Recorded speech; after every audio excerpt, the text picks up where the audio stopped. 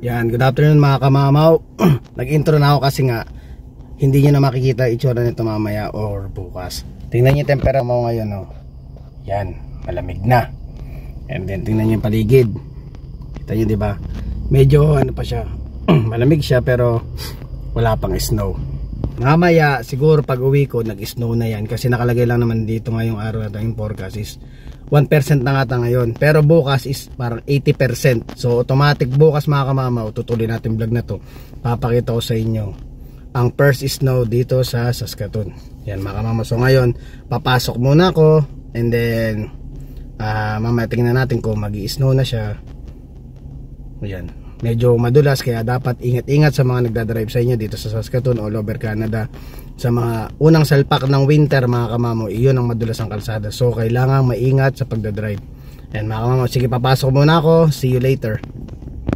And mga kamamaw, time check tayo. 1:32 AM. Negative 4 na mga kamamaw. Yan na, bukas mga kamamaw for sure run na yan. Ay, mag-i-snow na bukas. Pero usual naman, medyo maaga pa, natutunaw pa rin naman yun. Pero mga kamamaw, malamig na, oh. Negative 4 na. Yan mga kamamaw, we'll see bukas mga kamamaw. Tingnan natin. Okay. Kaya medyo ingat-ingat tayo magdadrive talaga kasi ang ano natin dito sa Canada mga kamamaw, ang unang bagsak ng snow, iyon mga kamamaw ang madulas. So dapat talaga naka-ready yung gulong mo, kung ano, naka-winter tire ka talaga. Tapos o kaya ano, kasi usual ang ginagamit ko kadalasan na gulong is all season. Kasi medyo para sa medyo nakakatipid ako doon. Kasi nga pwede mo gamitin sa summer, pwede sa winter. Pero kung talaga naka winter tire ka, yun yung mga talagang ano, makakapit sa sahig kasi may mga spike yun eh. Eh mga kamamaw, kaya pa, yun pa nga pala mga kamamaw, medyo malakas sa gasolina. Kasi kailangan nating painitin mo na yung sasakyan bago tayo malis. Kasi mahirap na mga kamamaw eh. Negative 4 na to, tapos iaalis pagka start, aalis ka na agad mga kamamaw. Nako, mabilis masira ang sasakyan mga kamamaw. So hintay lang ang mga 5 minutes and then alis na tayo mga kamamaw. Yan, see you tomorrow mga kamamaw. Tingnan natin ang temperature. Yan, speaking mga kamamaw, ay nagsisimula na. Ewan ko lang kung nakikita yung sa video mga kamamaw, pero pag inaninag nyo mabuti doon sa may bandang ilaw, ayan o, may parang makikita parang puti-puting, ay may lumalabas parang mga konting puti. Ayan, snow na yan mga kamamaw. Ito na, nagsisimula na mga kamamaw. Ay, malamig na. Kaya bukas kailangan ano,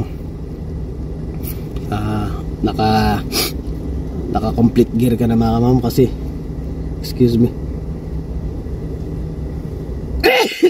mga kamamaw. Yan mga kamamaw, kasi malamig na talaga. Yan, medyo hindi na nakikita eh. Yan, pero pag inano mo siya sa may ano ng puti, may umaano na siya mga kamamaw. Yan, ibig sabihin pabagsak na yan mga kamamaw. Yan, sige, magdadrive na muna ako mga kamamaw, pauwi. One day later. Yan, good morning mga kamamaw. 7:50 na ng umaga. Bumangon lang ako kasi yung sasakyan natin is kailangan natin alisin sa harapan kasi may sweeper na darating from 7 to 7 PM. Kailangan tanggalin yung sasakyan. So alam nyo na bakit nagsuot ako ng ganito umaga mga kamamaw. So surprise ko kayo mga kamamaw dahil hindi ko pa sinisilip yung loob. Pero hindi muna ako pupunta sa labas para ano yung sasakyan dahil papasiaring ko pa itong dalawang kamamaw bully. Nandito tayo sa pupunta tayo sa backyard natin. So yan mga kamamaw, papakita ko sa inyo kung ano na ang itsura ng labas mga kamamaw. Makikita nyo na mga kamamaw ang musga. Ayan yung pinto.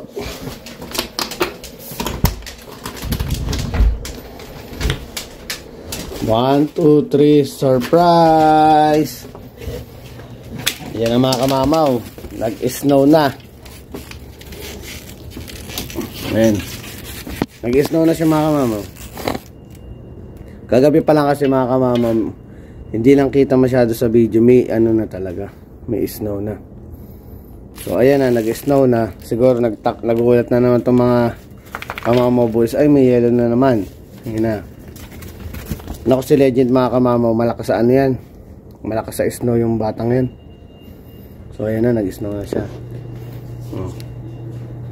Sundan natin si Mrs. mamaya. Ay ngayon, magkakape lang ako kasi total naman bumangon na ako 7:30 out ni Mrs. Daanan ko na siya kaysa mag-taxi pa siya kasi minsan talaga hindi na nagpapasundo. Dahil nga alam mo na madaling araw ang ano natin. Tapos nakabantay pa tayo sa mga tuta. Total ngayon bumangon na tayo, sundin natin. Naku, malakas sa snow yung batang yan. Naku.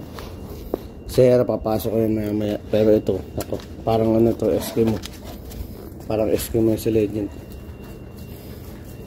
Ano?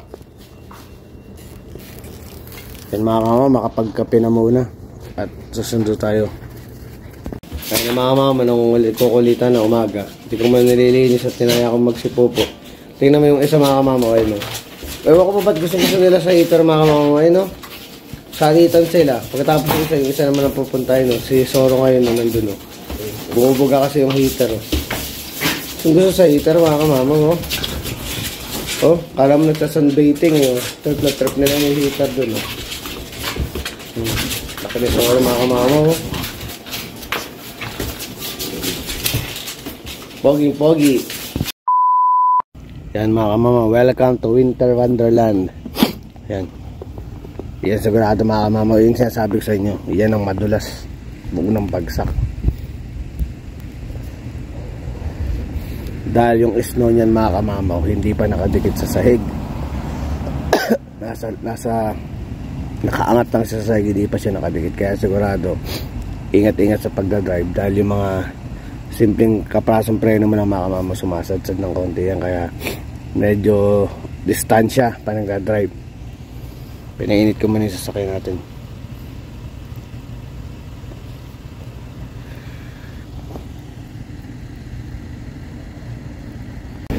Siyempre mga kamamaw, hindi mawawala pag winter ang shovel.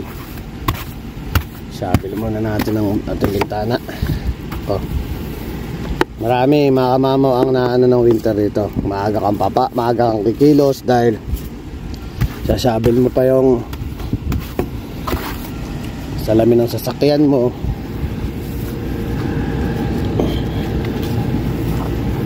I-start mo yung sasakyan mo ng maaga dahil hindi ka pwedeng umalis nang hindi naka-start yan.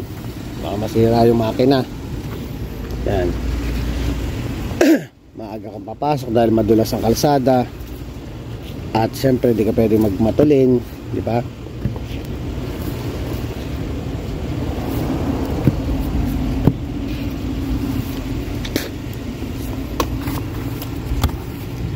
Malakas sa gasolina.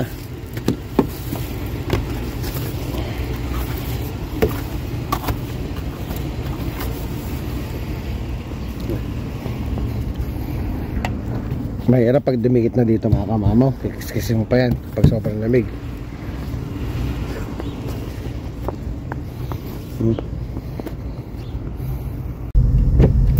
Yan mga kamamaw. Dulas. Hindi na na-video to kanina, merong humintong garbage truck. Tapos yung lalaki bumaba. Nadulas siya. Hindi na video mga kamamaw. Nadulas siya doon kanina.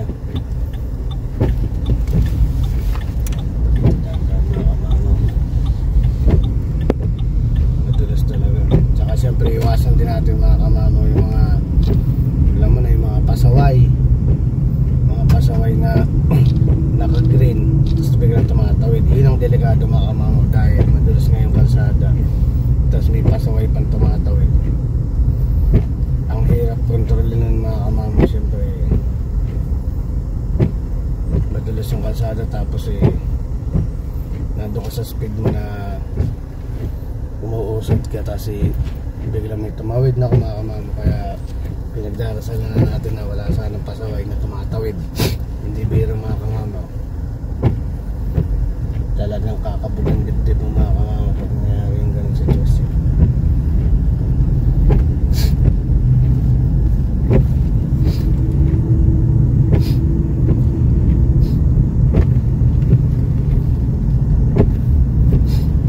So ilang buwan din namin to hanggang na ito mga kamamaw. Until May na to.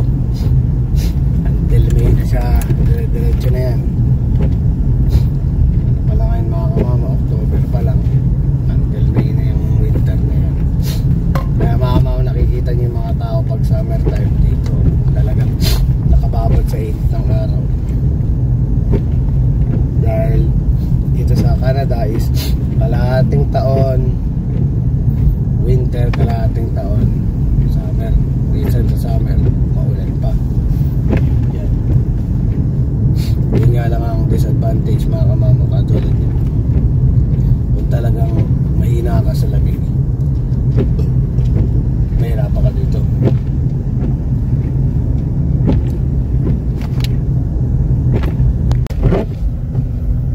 Yan ang mga kamamaw. Kakasabi ko lang sa inyo ngayon naman, ang anak ko naman iatid ko kasi nalit siya ng gising eh. Malilate siya ng first class pag ano, nagpaspa siya. Usually ang bata may pinagpapasta namin para masanay din na sumasakay ng bus dito. Alam niyo yung mga biyahe ng ano. Kakasabi ko lang sa inyo mga kamamaw, di ba, may mga pasaway. Hindi lang namin na video kanina doon na naka-red pero pa-right up pa kanan ako, pwede akong pumasok habang walang sasakyan. Buti hindi muna ako kumanan mga. Kung kumanan ako na kumakamamaw, yung sinasabi ko sa inyo, hindi tumawid na pasaway. Yan. Alalay lang. Ang style dyan mga kamamaw, huwag kang magmamadali. Kung talagang late ka, ganun na lang mga kamamaw. Kaysa naman mas mapaaga kang umakit sa langit. So kung talaga natanghali ka, katulad yung tayo, malilate tayo, malate na lang tayo mga kamamaw. Wala namang mawawala kung isang beses ka lang o napakadalang mo lang malate sa trabaho kaya sa school. O kung saan ka man pupunta, mas okay na yun mga kamamaw, diba? Kaya sa mga madaliin mo, pati ang buhay mo mga madaliin mo. Kaya drive safe mga kamamaw. Then kanina nung binuksan ko yung radyo, asa expected mga kamama, pag first bagsak ng snow talaga mga kamamaw, maraming hindi naman accident, mga minor accident dahil nga madudulas usually sa mga runabout. Ito mga kamamaw, tiyempo natin yan, hindi ka basta ano yun mo na kakaykay kang maliwa, madulas ito mga kamamaw. Dapat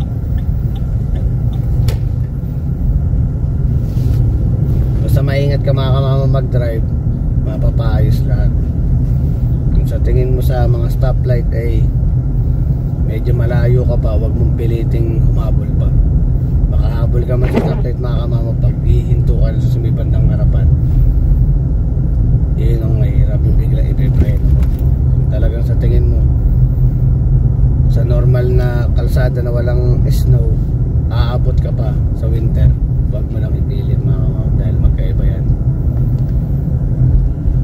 Iba yung biglang preno sa nakahanda ka talaga pang preno. So 8:07 na ng umaga mga kamamaw, nakatulog tayo kanina mga bandang ano na, alas 3 na mahigit, dahil pinapupo ko muna yung mga tuta bago ako matulog. Yung mga kamamaw, pinapupo ko muna kasi gusto ko pagising ko hindi disaster. So ngayon nagising nga ako nung ayusin ko nga itong sasakyan dahil may sweeper nga sa labas ngayon. O di wala silang pupo, wiwiwi lang doon sa pan pero walang pupo. At least hindi ka maglilinis ng sobra. Tandaan lang tayo, yung iba talaga merong ibang malalakas ang loob na ano eh, kumakay kayo mag-drive eh.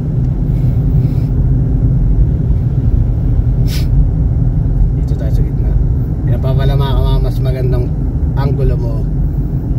Pakita mo nga, nagbibideo ko kasi ano, diyan ka sa gitna mga kamamaw. Kung gusto mo pinakasafe na pwesto pag winter, yan sa gitna. Huwag ka masyado sa gilid dahil madudulas yan. Kita mo naman. Eto sa gitna tayo. May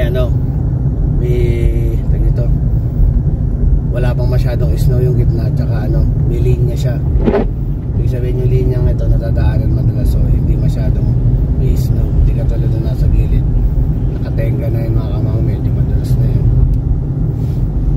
Kaya ito, nakapit yung ano natin dito, gulong natin dito sa gitna. Yan ang mga kamamaw, mo sa kabilang side, traffic na, kaya pag uwi ko mamaya traffic.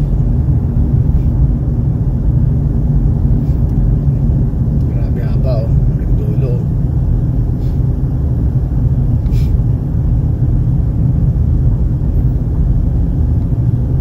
Rush hour ang dating.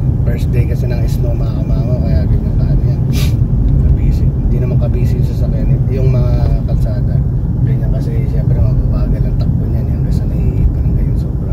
Or it's either may aksidente dun sa pabalik natin, kaya ganyan ka-traffic.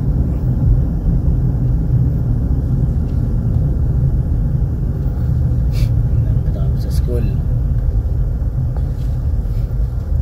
Umalis kami ng bahay, usual 10 minutes lang nandito na kami sa school ng anak ko.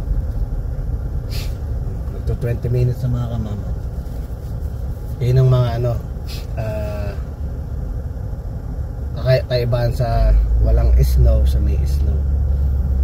Yung mga 10 minutes sa biyahe mo, minsan na parang 30 minutes. Siyempre nag-iingat ka kasi, kaya ganun.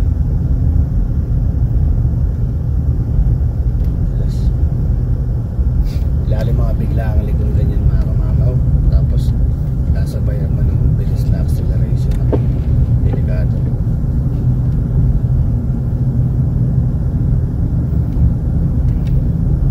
Katulad yan yung may sumisingit pang ganyan bigla. Nakata yung mga kamamaw, dapat nakaalalay ka dyan. Kasi yung mga lumilipat na ganyan bigla, paano kung biglang pumreno mga kamamaw yung nasa harapan. Siyempre mag-a-adjust ka dahil hihinto siya, di ba? So kung nabangga mo siya mga kamamo, kasalanan mo pa. Kaya dapat minsan yung mga nagdadrive din, iisipin mo rin yung kalagayan nung nasa likod. Huwag mo iisipin na lagi lang nakapokus ka sa harap. Titingnan mo rin nasa likod. Kung sa tingin mo mabibitin kapag pumasok ka, ang mabibitin yung nasa likod, iisipin mo rin yun mga kamamo. Dapat yan na ang thinking ng driver. Pero kadalasan kasi mga kamamo, yung mga pasaway na driver, wala silang pakialam sa likod. Dapat nakatingin ka sa harap tsaka sa likod. Kung mababangga mo siya, lalabas pa na kasalanan mo, pero hindi niya alam siyang may kasalanan nun dahil pinilit niyang pumasok. Dapat ganun kayo mag-isip mga kamamo, hindi lang ako, dapat lahat. Kasi kawawa yung mapeperwisyo mo dahil irresponsable ka mag-drive. Then mga kamamo, natin na natin yung anak ko. Si Mrs. sa sundo na natin. So ngayon gagawa naman tayo ng tulog. I-dip lang tayo sandali dahil mamaya grocery tayo mga kamam. Ubus na ang ating paboritong ulam, itlog. Ayan mga kamamaw, focus lang tayo sa driving. Ngayon alam niyo na mga kamamaw kung gaano kahirap pag winter, diba? Kasi kadalasan kasi syempre panalo pag nasa Pilipinas ka. Akala nila ay sarap ng winter kasi ang ganda tingnan sa picture mga kamamaw, diba? Pero hindi, pag dito kayo nakatira, ibang usapan ng mga kamamaw, hindi siya maganda. Mas gugustuhin mo pa yung malamig na lang kaysa yung sinasabayan mo pa yung lamig tapos ganyan pa yung kalsada. Kaya maraming disadvantage din ng winter o yung snow sa mga tao, lalo sa mga nagdadrive. Grabe yung traffic dun mga kamamaw, nakita nyo diba? O ito mga kamamaw, umi-skid ako.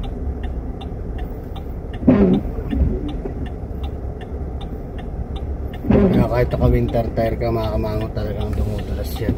Lalo yung mga palikong biglang kaliwa mga kamamaw, yan ang kaliwa pa kanan, yung mga matutulis lalo sa may main road. Yan, dapat lang ka. Isipin mo talaga from harapan sa likod pag nagdadrive ka. Lagi mong yan isa sa alang-alang mga kapag-drive ka dahil maraming bagay na pwedeng mangyari sa isang pagkakamali.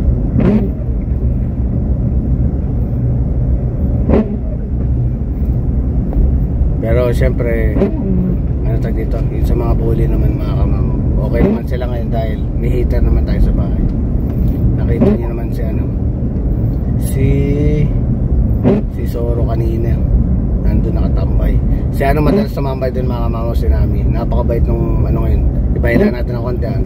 Ito ko lang konti kasi sa driving din naman tayo. Yun si napakabait nun nung ating alagang si kamamaw Nami. Napakabait. Yun ang pinakamalambing sa lahat. Tsaka yun mga kamamo, pag nilabas ko ng pamalo ko, yun yung kauna na pumapasok sa kulungan. Grabe. Gusto ko sana pakita sa inyo mga kamamaw itong Diba yung pwesto ng camera natin eh. Sobrang traffic. Grabe, traffic talaga. Heavy. Makasingit tayo. Pagbigyan tayo makasingit dito sa linyang to. Yun, buti na lang mga mapakanan yung nasa kabila. Makakapwesto tayo dito. Nakapasok na tayo mga kamama. Pa tayo dito sa kabila. Ang haba nung pila sa kabila. Buti na lang naggutong yung mga pakaliwa. So nakapasok tayo. Nakasingit tayo mga kamama. Grabe dami. Sobrang traffic mga kamama. Umalis tayo ng bahay 8:05, pili ko 8:35 na eh. Malamang makauwi ako nito alas 9 mga kamama. So ayun mga kamama, magdadrive muna ako. Magpo-focus muna ako sa pagdadrive. Mahirap na mga kamama. So sana mga kamama medyo na-enjoy kayo sa ating vlog for today. Nano ko lang naman kasi talaga inabangan ko rin ito mga kamama, itong first day ng winter, para ma-explain din sa inyo ano bang meron, ano bang advantage at disadvantage ng first day snow dito sa Canada mga kamama. Lalo na sa mga driver na katulad ko mga kamama, kung ano yung pakiramdam nung first day, kung ano bang meron sa first day ng snow mga kamama.